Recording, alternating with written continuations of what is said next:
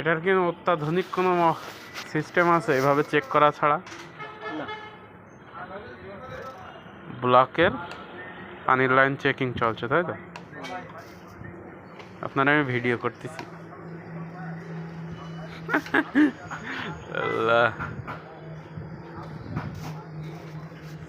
ব্লকটা ফাটা আছে কিনা চেক চলতেছে।